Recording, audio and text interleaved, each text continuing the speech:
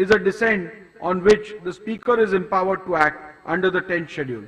A useful reference may be made to the recent judgment of the Honorable Supreme Court in the case of Balchandra L. Jarkiholi and others versus B.S. Yediyurappa and others, reported in 2011 7 SCC 1. It is an interesting case which had come up before the Honorable Supreme Court from State of Karnataka and touches upon this aspect. The fact of the said case were 13 MLAs of BJP and 2 other independent MLAs wrote to the Honorable Governor indicating that as MLAs of BJP they had become disillusioned with the functioning of the government headed by a Chief Minister and also the leader of the legislature party who belonged to their own party.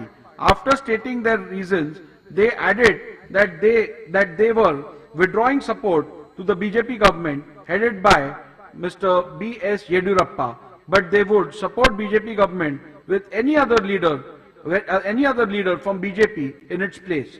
On the basis of the said letters, Governor asked the BJP Chief Minister to seek vote of confidence in the Legislative Assembly and also intimated this to the Speaker. On the same day itself, the Chief Minister filed disqualification petitions against his own MLAs, accusing them of voluntarily giving up membership of the political party. Upon issuance of show cause notice, the MLAs filed a reply stating that they did not intend to withdraw support to BJP but had withdrawn support only from the government headed by Shri Yediyurappa and that they would support any BJP government headed by a clean and efficient person. They asserted that their conduct did not fall within the scope of paragraph 21A of the 10th schedule. The Speaker, however, disqualified the MLAs under paragraph 21A of the 10th schedule. The Speaker's decision was challenged before the divisional bench of Karnataka High Court. The division bench, comprising of Honorable Chief Justice and Justice N. Kumar, gave differing judgments.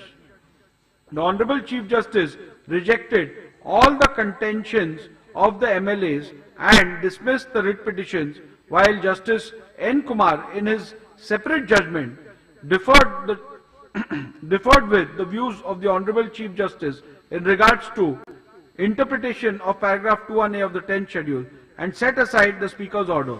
The matter was then referred to a third judge, who in turn concurred with the judgment of the Honorable Chief Justice. Thus, by a majority, it was held that Speaker had rightly disqualified BJP MLAs. The order of the Speaker and the judgment of the High Court was challenged before the Honorable Supreme Court. In its judgment, the Honorable Supreme Court extensively referred to with approval the observations made by the dissenting judge of the Karnataka High Court, Justice N. Kumar. I am in complete agreement with this view and am bound by it. I reproduce the said paragraph which are relevant for the present purpose. Justice N. Kumar, who along with the Chief Justice heard writ petitions filed by the appellant herein, in his separate judgment differed with the views expressed by the Chief Justice in regards to the interpretation of paragraph 21A of the 10th schedule of the Constitution. The learned judge went on to further hold that when a member of a house expressed his no confidence in the leader of a legislative party, and if he happened to be the Chief Minister who is heading the Council of Ministers and had written to the Governor in that regard, such act by itself would not amount to an act of floor crossing. Similarly, if the Governor, after taking note of the expression of no confidence, was satisfied that the Chief Minister had lost majority support in the House, he could call upon the Chief Minister to prove his majority on the floor of the House. It was further observed that if the Chief Minister, on such request, failed to establish that he enjoyed the support of the majority of the members, the ministry would fall. But such an act of the member of the House would not constitute defection under 10th schedule. By such an act, the political party which had formed the government would not lose its right to form a government again. On the other hand, what is disturbed by such an act is the government of the political party with a particular leader in whom the members of the House belonging to the same political party have no confidence. But this would not mean that the member of the political party to which the Chief Minister belonged had given up his membership to the political party.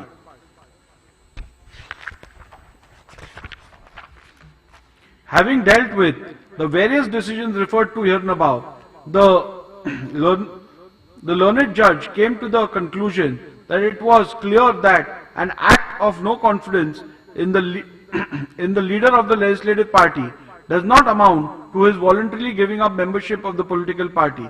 Similarly, his act of expressing no confidence in the government formed by the party with a particular leader as the chief minister would not also amount to a voluntary act of giving up the membership of that political party.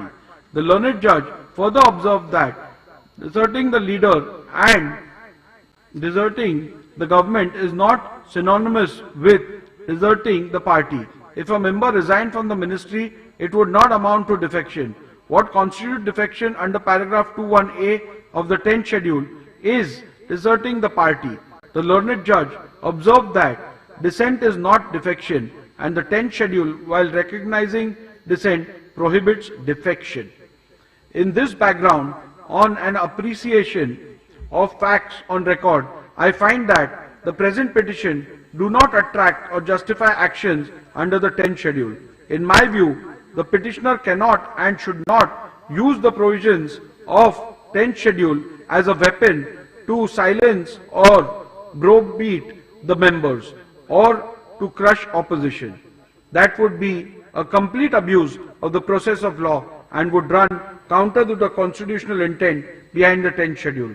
It also underlines the instance of the Election Commission of India to bring about changes in the party constitution to make it more democratic by providing party cadre a platform to express themselves and give them a voice in the party's decision making.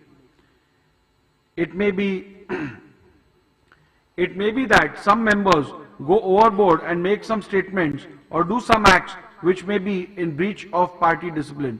It would be for the political party to deal with them appropriately and not for the 10th schedule. Looking at the degree or gravity of the indiscipline, the concerned members may be censured, admonished, or reprimanded or given a more extreme punishment such as suspension or expulsion from the party, as may be warranted by the party's rules.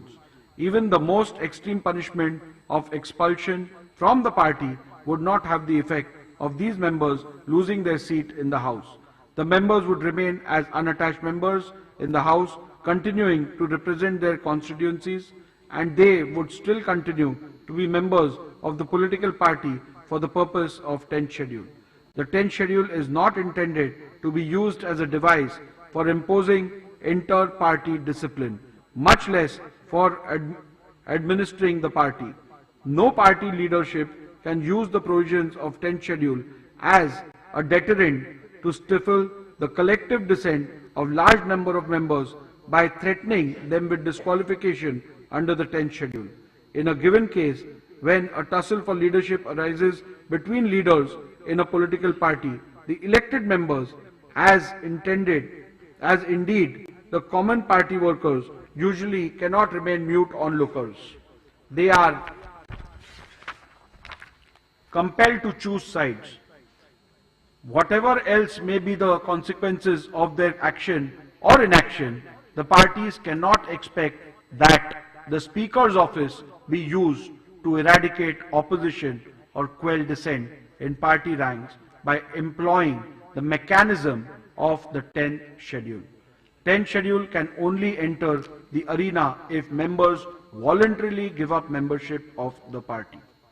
As things stand, the Speaker has no role to play in the game of political tussle between warring party leaders. The Speaker's action of imposing penal consequences is prompted by the letter of the law or spirit behind the 10th schedule, which, in my considered view, is to preserve the democratic foundations of legislatures or the parliament. The Speaker must keep in mind this objective underlying the 10th schedule and see if the indiscipline falls within the provisions of paragraph 2(1)(a) of the 10th schedule. The Speaker must guard against the power under the 10th schedule from being invoked with ulterior motives for party gains. Thus, for the reasons stated above, respondents cannot be held to be disqualified on any of the grounds recorded in paragraph 76 C to H, as they do not amount to voluntarily giving up membership of the political party. Consequently, the disqualification petition number 1, 3 and 4 of 2023 are liable to be dismissed. In view of my conclusions and findings recorded here and above, petition number 1, 3 and 4 of 2023 are hereby dismissed.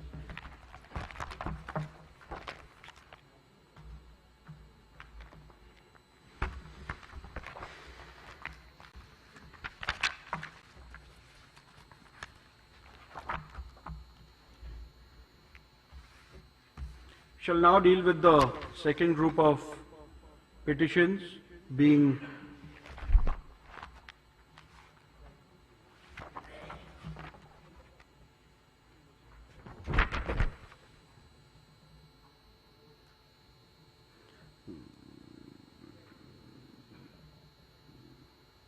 petition number 2 and 5 filed by the Ajit Pawar factions have been grouped as group 2. We'll be pronouncing the order for those petitions filed by the Ajit Pawar faction against the members belonging to the Sharad Pawar faction.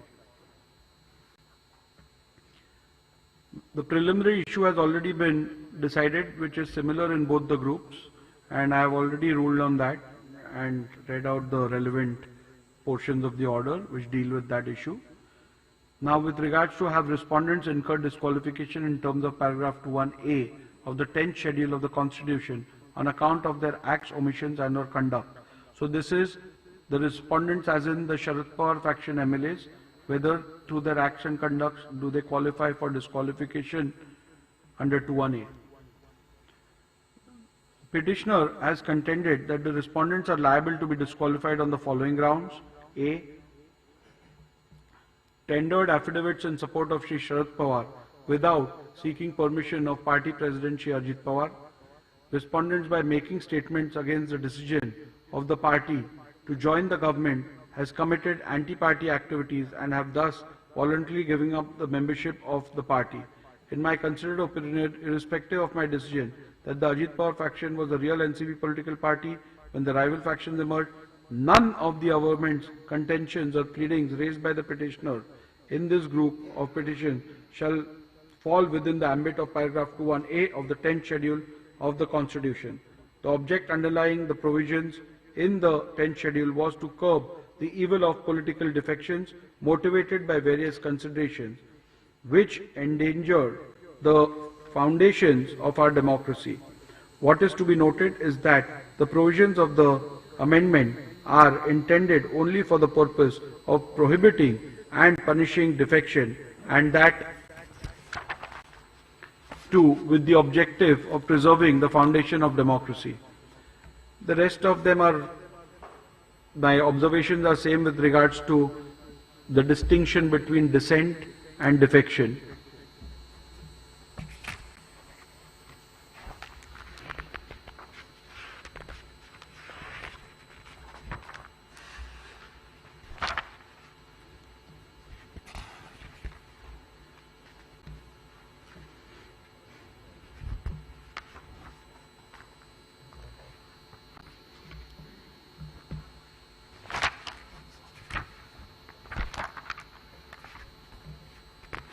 I have again quoted the Justice N. Kumar's observations and the Supreme Court's observation with regards to the issue with regards to dissent and defection. We've dealt with that in the previous order as well.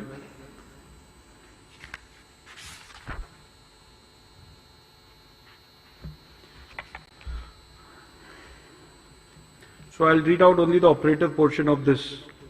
Thus, for the reasons stated here above, respondents cannot be held to be disqualified on any of the grounds as they do not amount to voluntarily giving up membership of the political party. Consequently, the disqualification petition number 2 and 5 of 2023 are liable to be dismissed.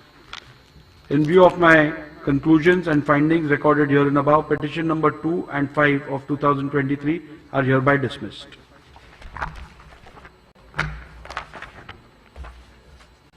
You all can apply for a certified copy, and the certified copy will be provided to you.